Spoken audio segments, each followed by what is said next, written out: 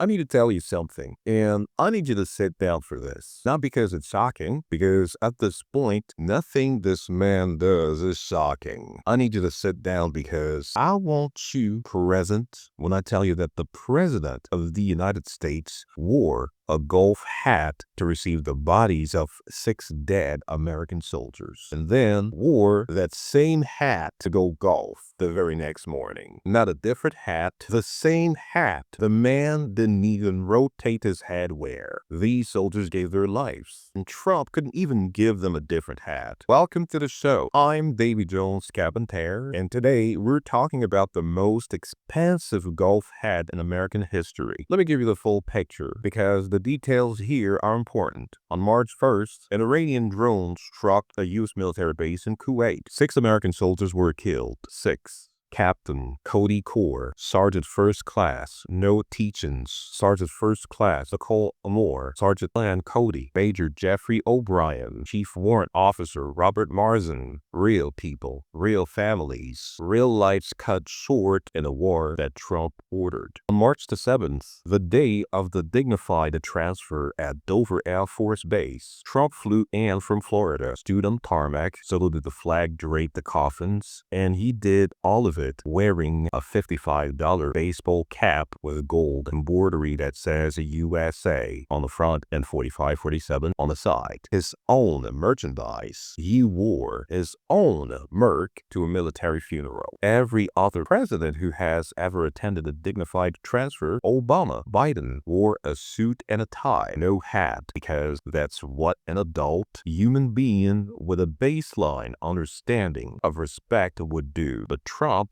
showed up looking like he was about to tee off at hole 7. Now, here's where this goes from disrespectful to genuinely surreal. The very next morning, March 8th, Trump is photographed at Trump National Doral in Miami, his golf resort, in a golf cart, waving to supporters. And on his head, that same white USA hat, the funeral hat on the golf course. Now, I want you to understand something. This man has dozens of hats. He sells them on his website. He makes them. He could have walked into any room in the White House and found a different hat. He chose this one again. The internet immediately noticed. One person on X wrote, "He's still wearing his funeral hat." Another said, "Oh, isn't that nice?" He went golfing in his funeral hat. My personal favorite, Trump cares about our dead soldiers so much, he even wore their hat to the golf course to honor them. I can't decide if that's a tribute or a rose. It's both. It's everything. And listen, I know you thought I was done. I'm not done. While Trump was on that golf course on the morning of March the 8th, U.S. Central Command announced that a 7th American soldier had died. A soldier wounded in the same Iranian strikes. Gone, while the commander-in-chief was in a golf cart wearing the funeral hat. Gavin Newsom posted on X, "A 7th American soldier is now dead, but don't worry, Donald Trump is golfing." And look, I'm not saying a president can never golf, but Trump was the one who spent years attacking Obama for golfing. Years. He called it a compulsion. He said it showed Obama didn't care. Trump literally tweeted that Obama was always playing golf while the country suffered. That tweet exists. It's findable right now. The hypocrisy isn't just a thing there. It has its own zip code. But wait, there is a bonus layer to the story that I personally find the most fascinating. When Fox News covered the Dover ceremony, they didn't show Trump in the hat. Instead, they aired footage from a completely different dignified transfer, one that happened back in December, where Trump were bareheaded. They swept the footage. They replaced the reality with a cleaner version of reality. An account called Bad Fox Graphics had it, and it went viral immediately. So let me get this straight. The hat was so bad that Fox News, Trump's most loyal media defenders, decided the actual footage was too damaging to air. Think about that. When even your own propaganda network is editing you out of your own scandal, you have entered a new level. That's not spin, that's not framing. It is looking at reality and saying, No, thank you. We'll take it the other reality. Fox News literally time traveled to protect this man's hat. One more thing.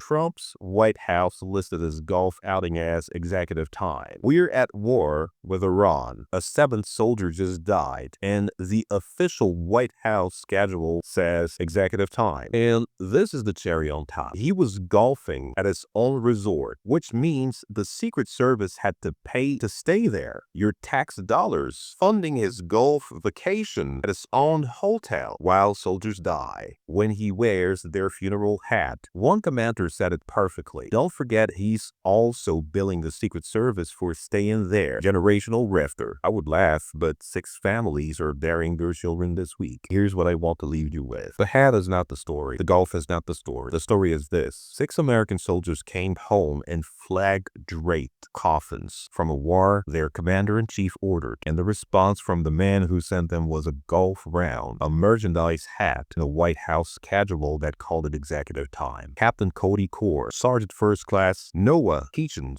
Sergeant First Class Nicole Amore, Sergeant Clan Cody, Major Jeffrey O'Brien, Chief Warrant Officer Robert Marsden, and a 7th soldier whose family is grieving right now. Say their names, because apparently their commander-in-chief was too busy picking out a golf cart. If this video made you feel something, hit subscribe, because every single day we come here and we hold these stories up to the light. No spin, no fluff, just the truth, with a little comedy to keep us from losing our mind. I'm Davy Jones, Cap and Tear. I'll see you tomorrow.